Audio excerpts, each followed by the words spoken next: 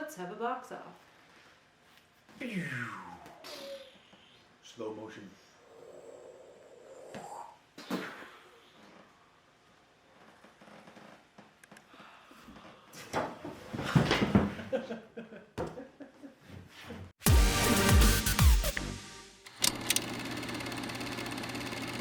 Welcome to Box Off! To give a movie recap for last month's winners, Which was March. We have... The Batman, $134 million on its opening weekend. It's a lot of money. The Lost City, $31 million. It's still a lot of money. And there was a bit of confusion between the third place because there were two movies that we didn't even have coming out. We don't know if they really only came out to North America, what their money was, if it was based on North America or where they came out originally. So we went with The Outfit, which is Mike's third pick. So he I got 3 got points. 1 million points. Solid win! Well, that's like 6 points. Yeah, is that 6 now? Because you got them in the right place and the right movies. I only got 4 points. Ew. Because The Unbreakable Boy didn't even come out in March like it said it was supposed to. So thanks a lot, Zach Levi. I still love you though. But we have another chance for April.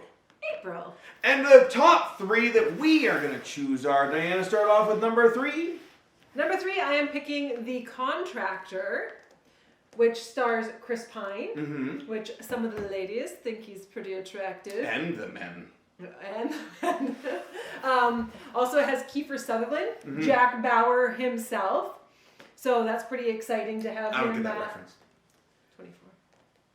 Jack Bauer's the man. Okay, I'll take your word for it. And I believe Chris Pine has a specific set of skills, like bow hunting skills and Sweet jumps off. nunchuck skills. Chicks dig guys with skills. It looks like the Bourne movies, kind of. Same, like, it's got, a guy that was mistreated by the government, and he had to, fight his way through the corruption of everything else. Well, he needs to make money for his family, so he goes to the dark side Mm-hmm. and tries to figure out life. But it looks good. It does look good. Mm-hmm. But it's not my number 3. It's not. What is your number 3? My number 3 is Sonic 2. Aw, Sonic and Tails together. Now, Sonic and Tails together, and you throw Knuckles into the mix. They didn't just bring one character into it, like from the it wasn't in the first one. But the reason why I picked it for my number 3 is because there was so much controversy with the first one, with how badly they made Sonic, that I feel like people are just kind of like, meh.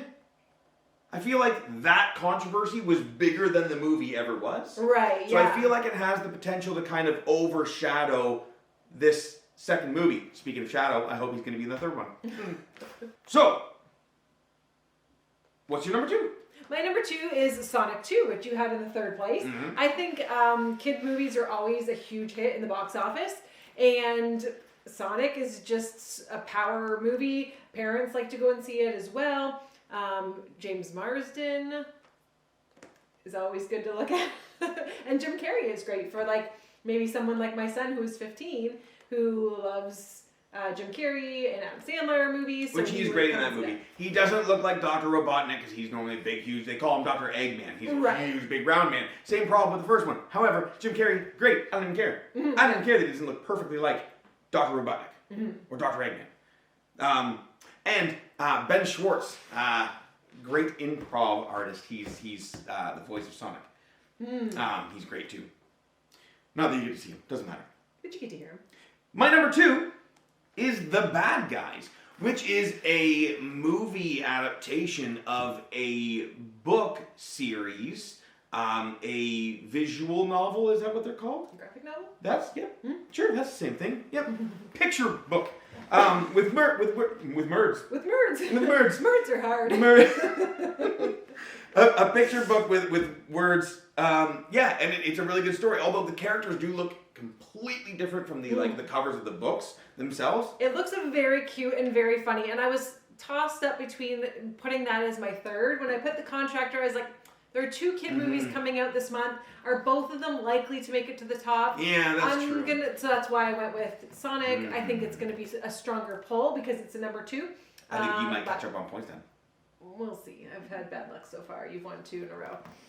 Number 1, we agree. I don't know how you could pick anything else for number 1. Just like last month, it was like, hey, the Batman's going to be number 1.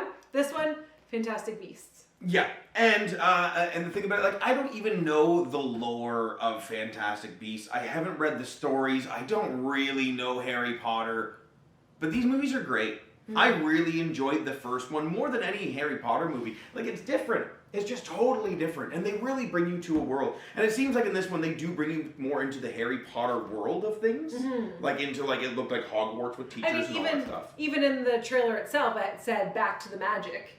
You know, so right, because the first one was more about finding these mythical creatures, like these crazy creatures, and he hides them in a suitcase, and you know, so those are the mythical beasts, and he finds them all. So I'm not really big in the lore, but man. I mean, they're huge movies. People flock to the theater to see them. Plus, Jude Law's in it. Yeah. So Jude Law's great. Apparently, I'm just all about the hot guys when I go to watch movies. Yeah, that's what sells tickets. Hot dudes. What is your honorable mention? My honorable mention, there's a little bit of maybe a time issue with it. Some places said it came out on March 25th. Some say it's coming out on April 8th. It's only a limited release, otherwise maybe I would have put it in my top 3, but it's called Everything Everywhere All at Once.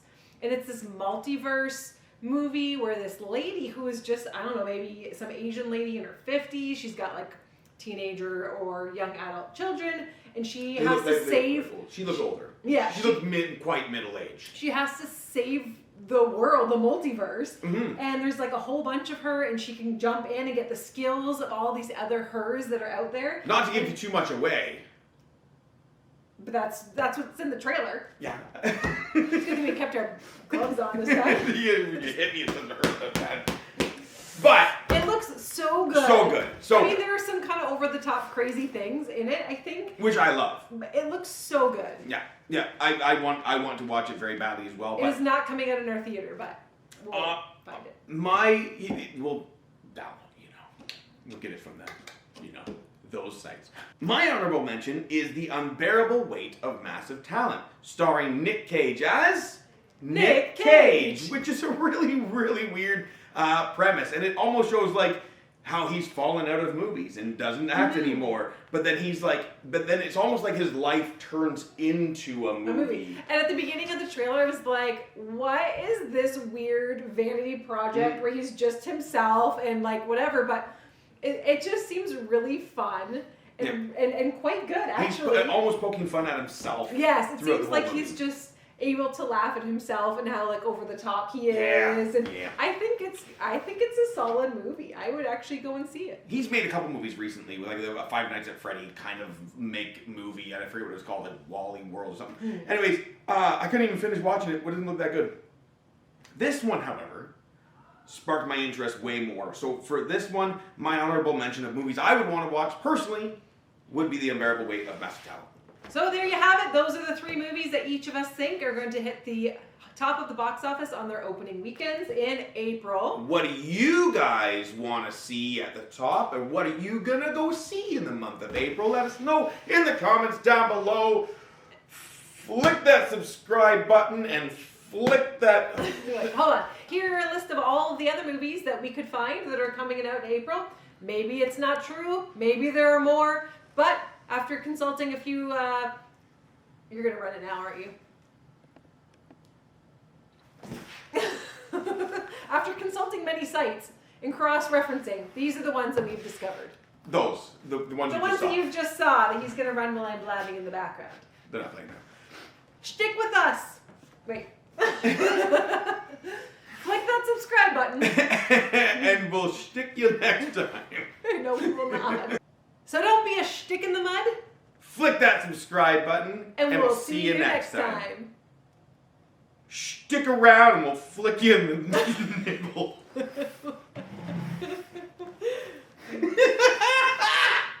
It's my new favorite one.